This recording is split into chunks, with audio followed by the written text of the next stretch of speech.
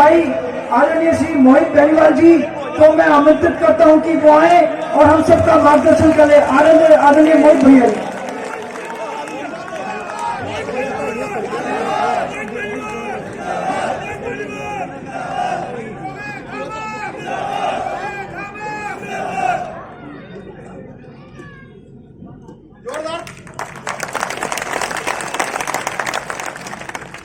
पगड़ी थोड़ी let see रही है।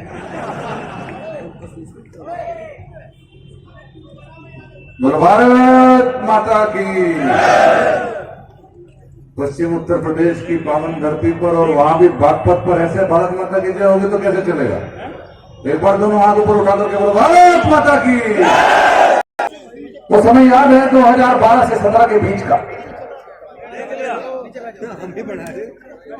2012 में समाजवादी पार्टी की सरकार उत्तर प्रदेश में हुआ करती थी।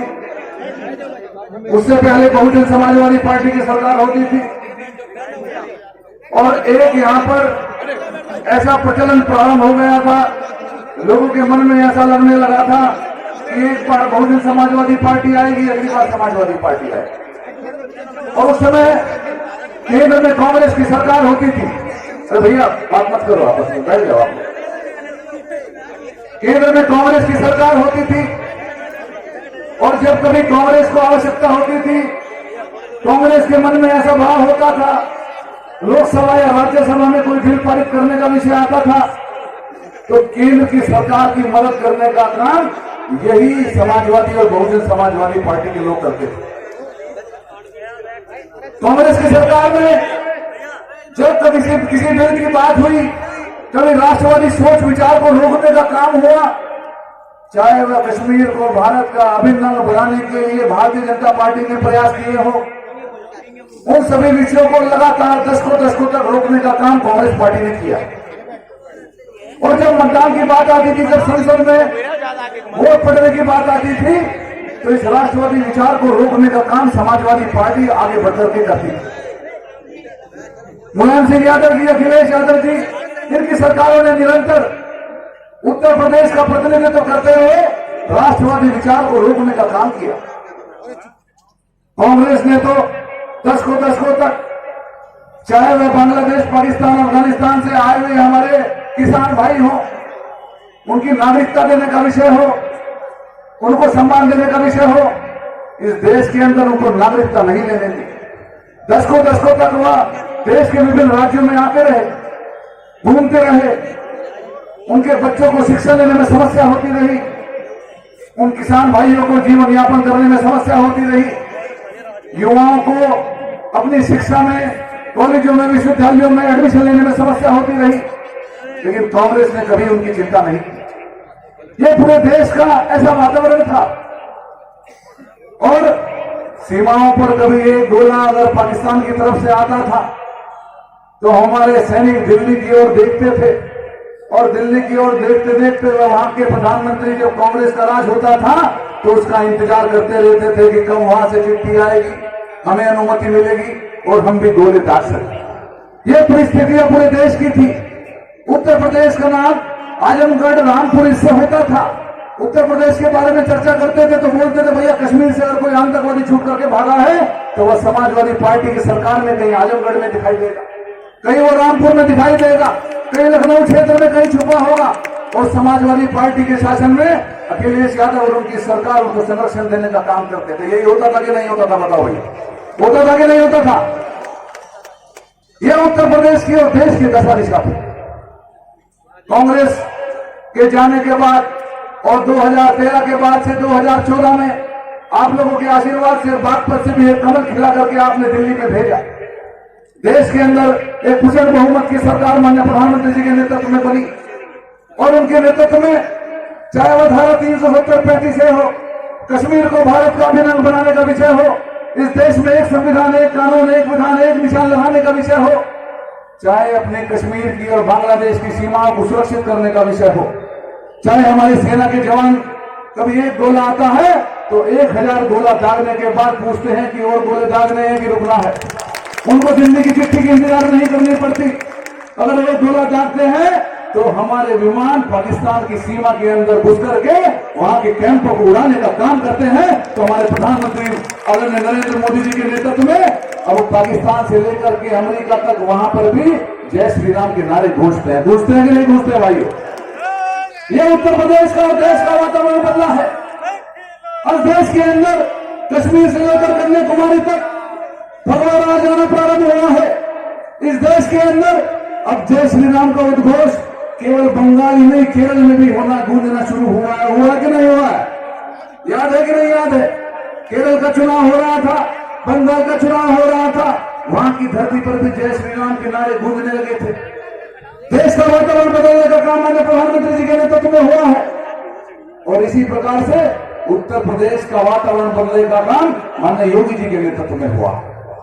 अब उत्तर प्रदेश के अंदर जिसकी पहचान पहले आजमगढ़ में ढूंढे जाने वाले आतंकवादियों से होती होगी, जब पहले पहचान होती थी तो रामपुर की पहचान, आजम खान की पहचान, उसके माध्यम से भैंस चोरी हो जाती थी, बागपत से मिलती थी रामपुर में। ऐसा होता था कि नहीं होता था भैया? बागपत की भैंस रामपुर में मिलती थी कि नहीं मिलती थी?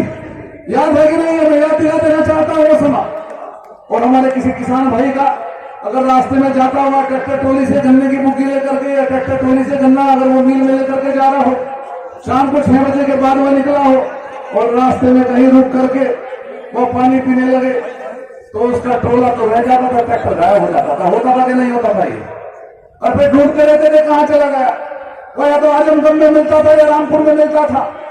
टोलों में चोरियां होती थी। रात के समय में जब किसान भाई हमारा गन्ने के खेत पर जाता था तो गन्ने के खेत फिरते ही लगने लगता था अपराधी आ गए हैं। और अपराधी चूंकि जहां से आते थे, अगर पकड़ में लिया तो थाने में मुकदमा तो होता नहीं था। होता था कि नहीं होता था? ये स्थिति थी कि नहीं थी? हाथ उठा करके बताओ, ये स्थिति थी कि नहीं थी? और पश्चिम उत्तर प्रदेश में अगर कोई केरल का व्यक्ति हरिद्वार घूमने के लिए बागपत की सीमा में प्रवेश करता था तो वो कहता था भाई 6 बजे से पहले घुसा के निकाल देना, क्योंकि बागपत के बाद शामली से जाना पड़ेगा, मुजफ्फरनगर से जाना पड़ेगा। और वहां पे जाते ही पता नहीं क्या हो जाए, समाजवादी पार्टी के गुंडे सड़कों पर घूमते थे। और आज अपराधी कहीं दिखा दे रहा? अपराधी कहीं दिखाई नहीं दे रहा है। आज माननीय योगी जी की सरकार ने 2017 के बाद से उत्तर प्रदेश जो बीमारू राज्य के रूप में जाना जाता रहा हो, उत्तर प्रदेश जो आतंकवाद के रूप में जाना जाता रहा हो, उत्तर प्रदेश जो कांगड़ा कैराना के पलायन के लिए जाना जाता रहा हो, एक बड़ी संख्या में यहां से पलायन हुआ। मैं जनपद शामली से आता हूं, मैं आपको बता सकता हूं, कैराना में आप लोग भी जाते होंगे, कांगड़ा बहुत नजदीक है यहाँ से। पलायन पूरा हो रहा था कि नहीं हो रहा था? समाजवादी पार्टी का समय पूरा हो रहा था कि नहीं हो रहा था? हाथ खड़े करके बताओ भैया, पलायन हो रहा था कि नहीं हो रहा था? उत्तर प्रदेश की पहचान पलायन के रूप में जाने लगी थी कि नहीं लगी थी?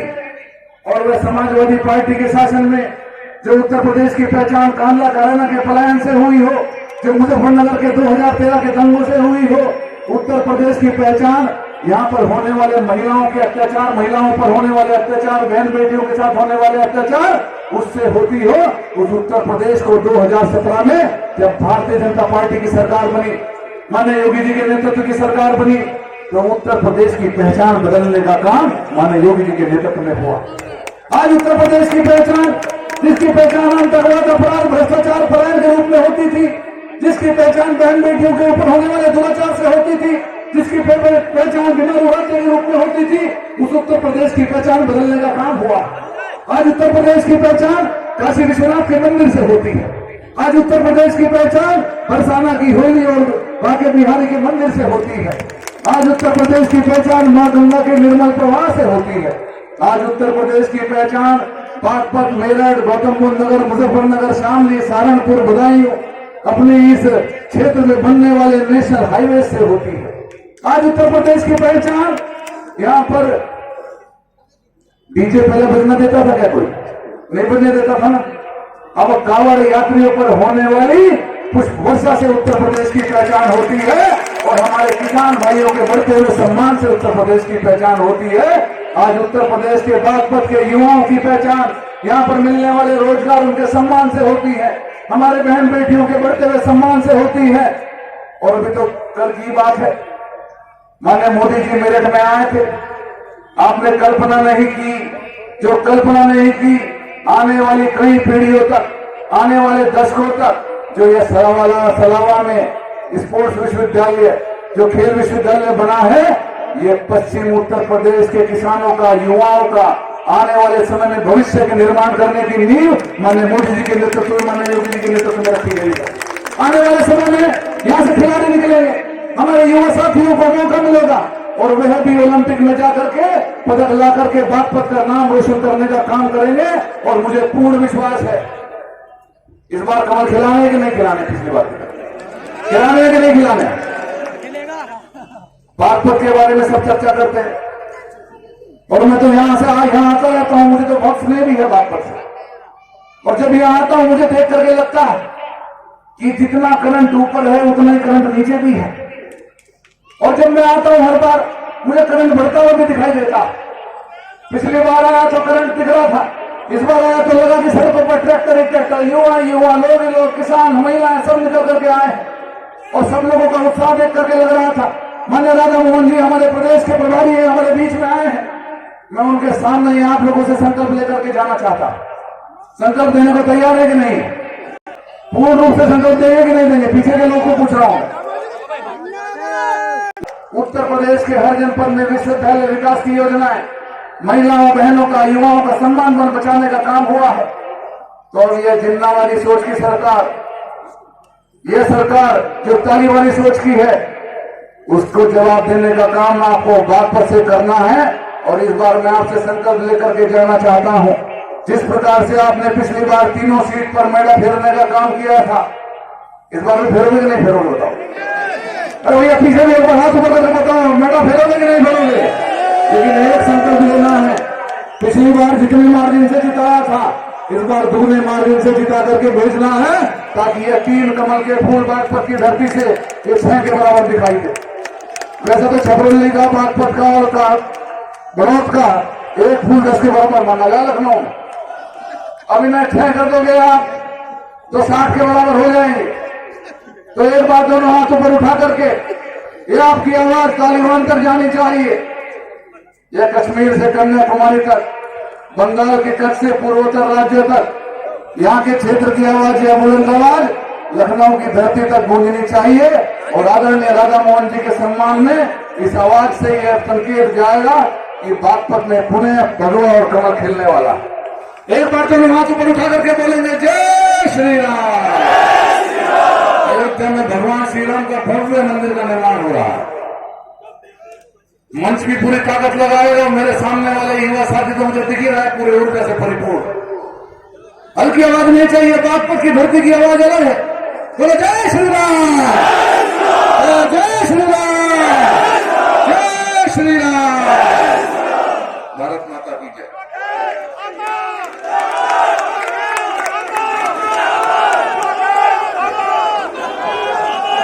भारत माता की। मोहित भैया राधा मोहन जी, मोहित भैया राधा मोहन जी। सम्मानित बाबूजी का हमारी बैठक सहारनपुर में ले रहे थे और हमें बहुत कुछ सीखने को मिला। आज भी सीखने को मिलेगा, हमारा सौभाग्य है। बाबूजी हाथ जोड़कर चाहता हूं, युवा मोर्चा आपका स्वागत करना चाहता है 2 मिनट के लिए। हमारे भाजपा के जिलाध्यक्ष सूरज पाल जी व शशांक मलिक जी पगड़ी पहनाकर मोमेंटो भेंट कर आदरणीय प्रभारी जी का स्वागत करेंगे। हमारे सुनील नागर जी, मैं युवा मोर्चा के शेर सिंह महामंत्री जी, मोहित बेनीवाल जी जो हमारे पश्चिम उत्तर प्रदेश के जुझारू अध्यक्ष है, जिनका मार्गदर्शन हमें मिलता है, उनका स्वागत करेंगे। हमारे विकास जी वह बागपत के चारों मंडल अध्यक्ष युवा मोर्चा, अपने प्रदेश के उपाध्यक्ष श्री वीर भदौरिया जी का स्वागत करेंगे।